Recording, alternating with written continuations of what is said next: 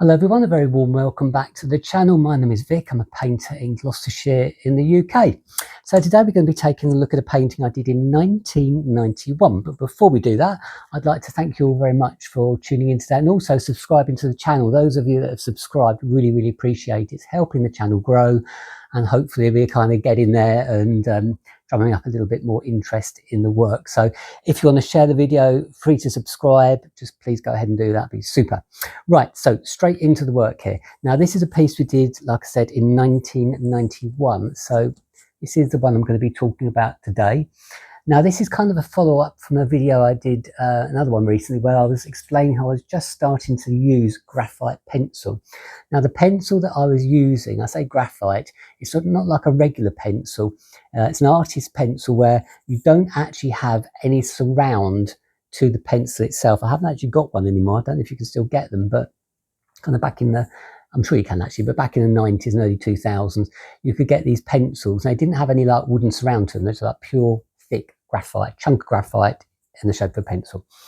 And you could get them in various kind of densities. Now, as you can see, I'm going to zoom in and try and show you this, but I will put a still of this on and probably a few other pictures of it as well, so you can see what I'm talking about. So if you can see some of the shapes there in the grey that are shaded, they are actually in pencil. If I kind of alter this slightly, it might pick up in the light. And I just thought it was an interesting kind of combination to do when I was exploring using the graphite, is to be using it with quite bright colours actually. So we've got the greens here and the yellows, and we've got the contrast of the black as well.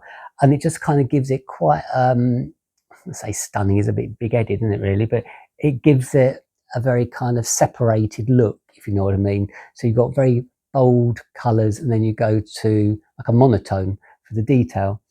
And what I wanted to do in the detail of the painting was, again, to try and create a bit more kind of 3D effect. I'm always trying to create a bit more of a 3D effect. And it's something I'm kind of done all my kind of painting life really for like 40 odd years. And you can see in this one how it's kind of developing. And that this kind of followed on from something I was taught many years ago, my last couple of weeks at school, which generally speaking, the art lessons in the school are next to useless. But I did have a student teacher come along in the last term. She taught me how to use shading, whether it's just like a regular kind of graphite pencil or a coloured pencil, but how to do those gradients from pressing down hard with the pencil to get those really kind of solid colours, to easing off the pressure and getting lighter and lighter. Still use the same method today, and you know, to a degree you can use it with the paint as well really. It's the same kind of method with paint. Instead of pressing down, it's the actual mix of the paint. But it's just a very nice thing to learn, because once you learn how to do the shading, it really does help you create a lot of depth to the painting. And back then, say in 91, I was using a lot of squares. I don't use that many squares now, probably use more triangles, I guess. But then those kind of squares to break up the whole design. We've got the kind of the circular aspects of the painting as well, which kind of sort of break it up in a way that you've got like a double aspect to it. You've got like a painting behind it, and then in the foreground you've got the graphite going on as well.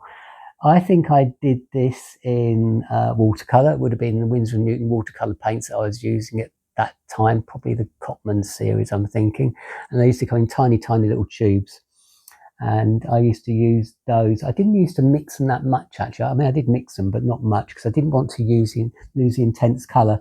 And as you can see, like on that one, I've actually used two types of blue, for example. So I'm starting to kind of blend, but if you notice, the blend is quite sharp from one blue to another. It's not actually blended in terrifically kind of well, the gradient of it. Whereas today I might do it slightly different.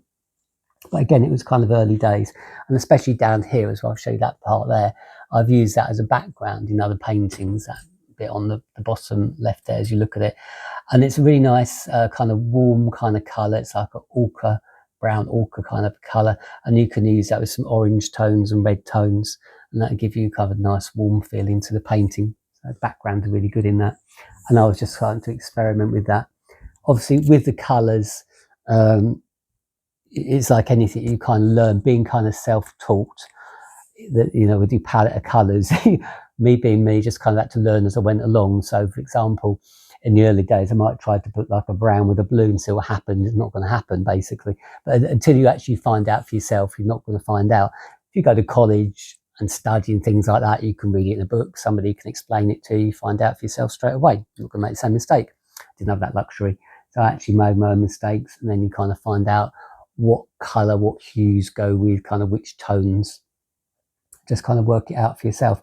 It's not to say you can't mix them actually sometimes, because I have kind of mixed, I've used a red and green together, which is a really, really odd combination. You wouldn't think that would work, but you can actually sort of blend that if you're quite carefully. But then you would be layering it on. You wouldn't be doing actually blending the whole thing together whilst it's wet. You'd kind of layer on the paint, perhaps do it like a gradient. But it can be done.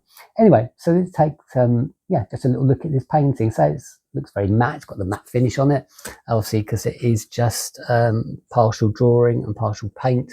So it hasn't got a gloss finish or anything. I'll put a still up on this one so you can have a look at it. The size of it, I think, is about, I'm going to say 16 by 12, something like that. It's on paper, quite thick paper, and it's kind of lasted the test of time.